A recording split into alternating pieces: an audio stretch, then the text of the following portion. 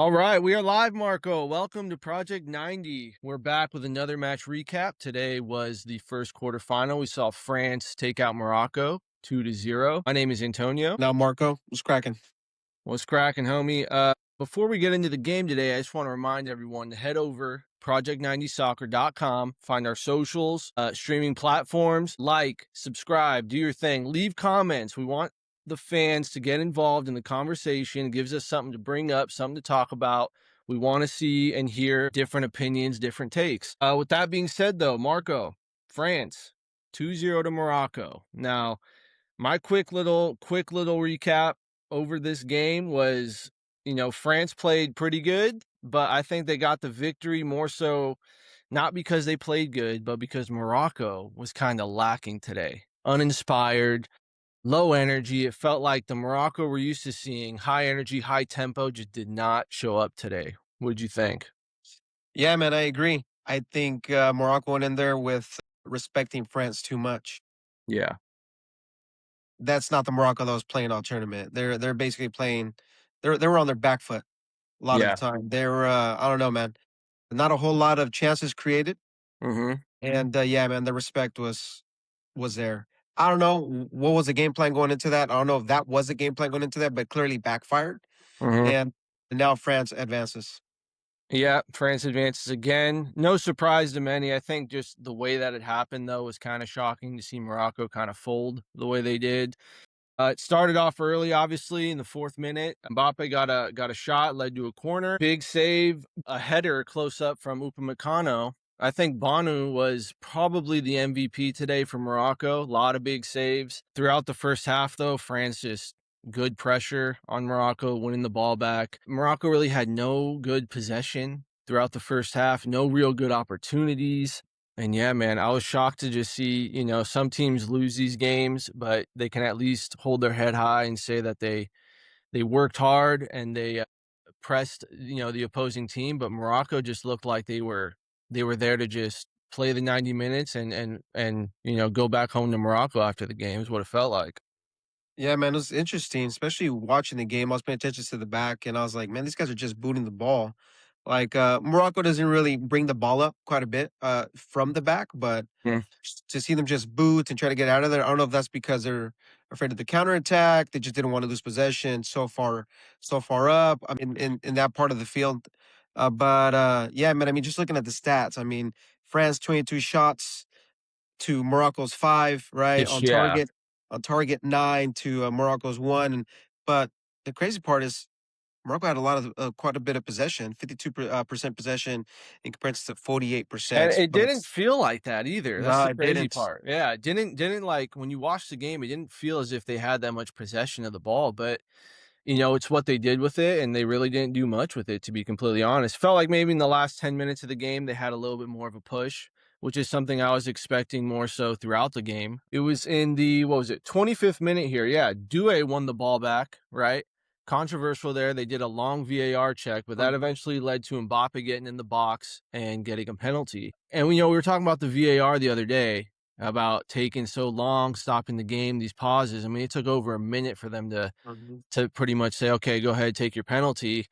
And again, Banu came up big, saved the penalty early on, gave a little bit of a lifeline to Morocco's, probably a breath of relief for Morocco. But at the end of the day, just didn't really matter, did it? Yeah, Mazraoui and like I mentioned, the back line, man, they just look like they're one step behind Hmm. these guys. And obviously, France is pretty dynamic up top, but they dodged a bullet on that one. At least Mazraoui did, because Bono or Bonu, however you say his name, he's a Yeah, baller. He's a yeah, baller, man. When he was playing for Sevilla, he's arguably one of the best goalkeepers in the league. yeah, But yeah, man, he's known for saving penalty kicks. But also, I mean, Mbappe didn't really hit the ball right under the ball. I don't know. When I was watching that, I was thinking, I was like, this VAR, like the amount of time it's taking to check this, right? That's also the striker starts thinking, like, okay, yeah. hit it this way, I'm gonna hit it that way once or twice. Let me fix the ball again. Here comes a ref. You know what I mean? So you're just there waiting, anticipation to shoot it. That can mess with you to where instead of going with your gut instinct to hit it in another part of the nets, you go elsewhere, and look what happened. Yeah, you start second guessing yourself, time's going on. It really hurts the person taking the penalty for sure. They get in their head a little bit. But I was shocked. Yeah, kind of a terrible penalty, really. He's low to Bonu's left, towards the middle, kind of middle, left. It wasn't the greatest shot, and yeah, he missed it, which I was shocked. In the first half, yeah, extra time first half, Digne, who I thought had a good game on that left side, along with Rabiot coming over. They really shut down like Hakimi, Brahim Diaz the whole time. They really weren't that effective. Hit a shot from outside the box. I think Banu got a little bit of a touch to it. They didn't give him a corner, but Yeah, that ended was up coming weird. off come off the top bar right there. So that was a good shot from him, good attempt. And But totally I'm what's surprised that? that corner didn't get called because, I mean, just watching it from the TV, like, you could tell Yeah, Bono it was pretty had a piece obvious. on it. And if it was, 3-2-1. I mean, the ref is there. If it would have hit off the post, you would have clearly heard it, and the Yeah. ball would have went where? Either up Hmm. or, back, into play, and so, I don't know, that was a weird one. I'm Yeah. nitpicking there, but at the end of the day, Hmm. VAR, we've been nitpicking at VAR, That's this yeah. whole And that's what's interesting with this VAR. It's just a quick little tangent on that is you see something like that happen where it's so clearly think they'd see the replay real quick, they'd, buzz the referee in the ear and he'd change his call. But for Yep. that, they just don't even they give it not even the time of day, nothing at all. So I don't understand this whole VAR thing. I'm not really sure what the prerequisites are for them to actually go to it, but to me that's a prime example of when it should be used, to be completely honest. What you Yeah. think of, Dua starting and, throwing Barcola on the bench? I like it. I don't mind it at all. I think Barcola could definitely start, but I think Douay's equally can start. You know what I mean? They're both pretty dynamic. They're a little bit different as players. I'd say Douay's more of a dribbler, more of a guy like that, and Barcola is good with his link up play and creating chances, linking up with Elise and Mbappe when he's on the field together. So I mean, both of them, it's kind of like a champagne problem. Like, who are you going to start? Because they're both like world class players in my opinion, but. Yeah, seeing Mbappe coming off in the second half too, kinda giving them a little bit of a scare. I Mhm. saw after the game, he's, like, icing his ankle or his foot or something like that, Yep, but then yep. after the game, he was jumping around celebrating, so I don't think it's something too concerning, to be completely honest, so it's good for France. I think at that point, Deschamps was like, "Look, we got this in the bag. You're Mhm. coming out, rest a little bit because we got to take care of you for the next game." Because I mean, look, how many times have we seen guys stand there too long, Yeah, and the other team, the game is already lost. They don't care. right. They're gonna try to mess you up. Yeah, and there's no point at that point. You're already winning 2-0. It was what, in the upper 70th, 78th minute, something like that, so props to Mbappe for just, walking off the field saying, "Just sub me out." Like, you know Yeah. what I mean? Not trying to be that guy to say, "Let me stay on. I wanna score some more goals." And that's the feeling I get from France is like they're all individually really, really good players, top players in their teams, but collectively as a team, I think there's a good team spirit, and they're all there for, the purposes of the team. What can they do to help France win the World Cup? I don't feel any sense of like, this is about me. I'm the star. Give me the ball. I'm the guy. You know what I mean? I feel like they're all on that field with one goal in common, and it's just to win, honestly, just to win the World Yeah. Cup. Yeah, They're freaking dangerous, man. they are. If we thought they were dangerous before, like Hmm. today, just watching them up top, Olise, Dembele, you know what I mean? Hmm. Mbappe, Due, like you're getting it from both freaking sides of the field. And Yeah. then at one point, like Rabiot, he was going all the way up top. Also, he was trying to get his freaking Yeah. shots. So the only thing I would say to that is, I mean, let's say you play in Argentina, that counterattack is going to be brutal. It is, man. You get caught with your pants down going so high. Yeah, and, shout out to Rabiot too. He's a simple player in the midfield, but he's solid, man. That guy really controls the game. Him and Kone did well, shutting down like Morocco's attacks, kind of in the holding mid position. So all around, just the whole team is on the same page, and man, Digne again, that guy wasn't even supposed to go. I think he was thrown in Yep. because someone got injured and, look at him now, he's starting. But anyway, into the second half here, the 60th minute, finally, breakthrough for France. Mbappe puts one past Banu. His 20th already, 20th. The guy's not even what? He's 28. What is he? 28 years old, something like that. 20th World Cup goal for France. 20 goals in the World Cup, 8 goals in this World Cup, tied for the Golden Boot. I mean, the guy's just like undeniable. We talk about Holland being undeniable, all these other Messi, but Mbappe, I feel like he is the World Cup player. Like he really like the World Cup is his tournament. Every Yeah. World Cup he's been in so far, he's made the final twice, won one of them, and it looks like they're pretty much on pace to make another final, if you ask me. To me, it's their tournament to lose at this point. And yes, they have a squad, but I mean, look at the last World Cup. He'll put the country on his back. Oh yeah. Right. It seemed like when he opened up the scoring sheet today, I mean, he could have let that penalty kick mess with him, but he didn't clearly. Yeah. But when he opened up the scoring sheet today, it feels like all right, a little bit of relaxation, and it seems like there were shots coming from all over the place. And here comes Yeah. the second goal, and overall, man, they were just pretty dope up top. I had a quick thought after he scored. I'm like, man, arguably going to be, or it's probably going to be, can be the leading goal scorer in World Cups.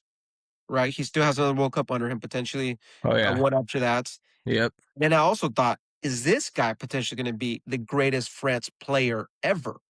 That's see, I think he's already kind of in that conversation for what he's already done with France. And now after this World Cup, 20 goals, he's breaking these records. If he leads them to another final and they do lift the trophy, I mean, it'd be kind of hard.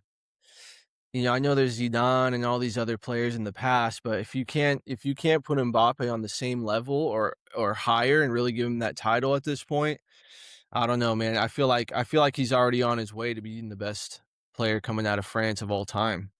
And you know what's going to come out of it from the critics, the experts. I'm not an expert. They're gonna Right. be like, well, he wasn't like Sedan, he wasn't like Platini. Right. This guy's plays for himself. He's selfish. He's looking at stats because you hear all the drama with him and Kante and stuff like that, which is a Yeah. guy I would like to see get a couple minutes this tournament, but hasn't. Yeah. But yeah, you see all that drama and all that narrative on social media. So I think that's the only thing that would probably Get in the prevent way. him, Yeah. or yeah, get in the way, and that's just all gibberish. But It is, it clearly, is. clearly playing wise, Mhm. yeah, he's 1 and 2 right now. He is, man. And you see him like we were just talking about their whole team chemistry. They're all there under, with the same goal in mind. All these things you hear about Mbappe, you don't really see any of that. I don't see proof of any of that showing up with France. To me, he's the ultimate team player. He's there not to be, like I said earlier, the star. He's there to help France win a World Cup. Bottom line. So I don't see the attitude. I don't see the ego. I see the respect between him and his teammates, the coach, everybody. I feel like they're all on the same page, and to me, that's the base starting point for any team that plans on going to win the World Cup. You got to have that, and if you have that, you're going to give yourself the best chance. Moving on here, a couple minutes after Mbappe scored, Dembele puts one past Manu, so now 2-0. Mbappe getting the assist there. So again, he's not just scoring, right? Getting assists. Big player for France. And 2-0 up, 70, what was this? The 66th minute or so. Doesn't leave much time for Morocco. Now they really got to come out. They got to press. They got to go score. And it didn't seem like that turned anything on for Morocco. They still kind of looked a bit scared almost, or maybe just there just seemed like there's no enthusiasm or no urgency to get up there to press France, to just throw bodies in the box. And I don't know, this Morocco felt like they were just lacking in every department today. I mean, just looking at more stats, man. I just man, I just can't believe they played this way. I Mhm. mean, and then Ibrahim, I don't know, man.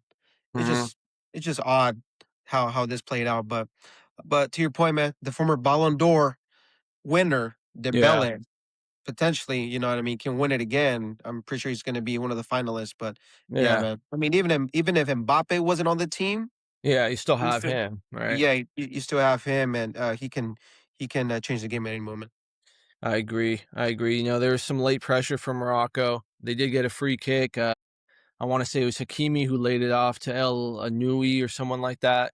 It took a good shot, but Magnan took care of it. But other than that, like nothing stuck out, like sticks out in terms of Morocco and chances that they created. And really, I mean, it felt like a game where France came in, they knew they were going to win. Morocco, it looked like they knew France was going to win, and it really was just about getting through the 90 minutes, hearing the final whistle, and you're on your way. And that was it. It really just felt one-sided the whole time and didn't live up, quite honestly, to the expectations I had for this game.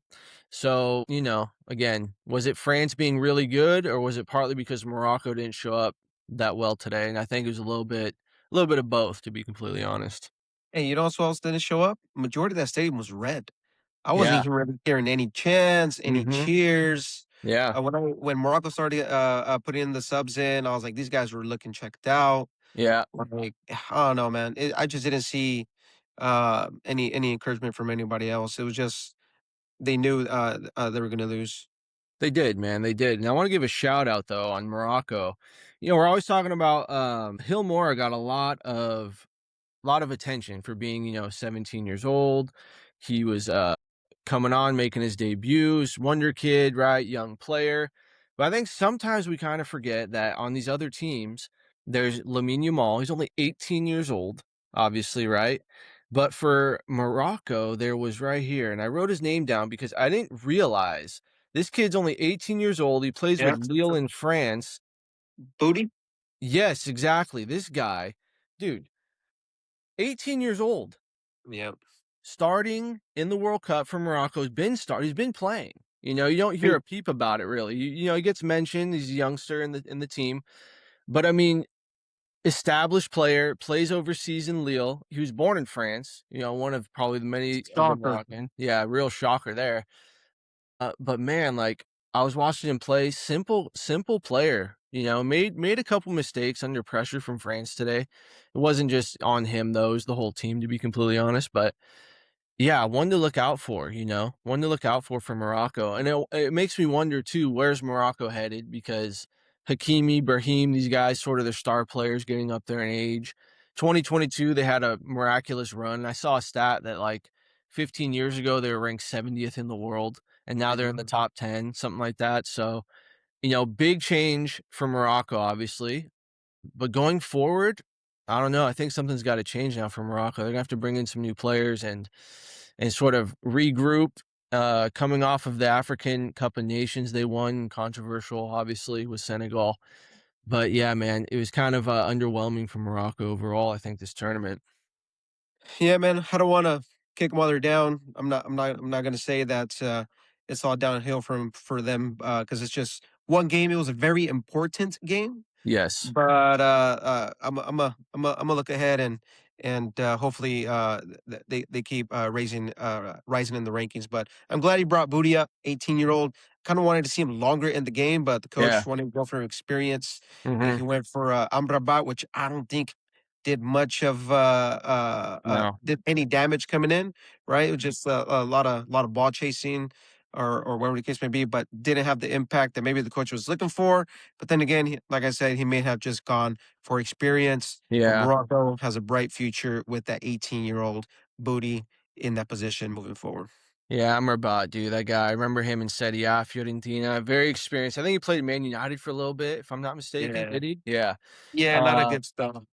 Wasn't good, man. So I think he was going for the experience there, but overall, it just didn't work out. France rolls on tomorrow. Marco, we got another quarterfinal: Spain versus Belgium. This could be a game. To me, it's gonna, could swing either way. Right? I think it's a good opportunity though for Lamine Yamal to come to life, to really take over the game, really show why he's Lamine Yamal, why Spain is there, and Belgium, that whole USA victory.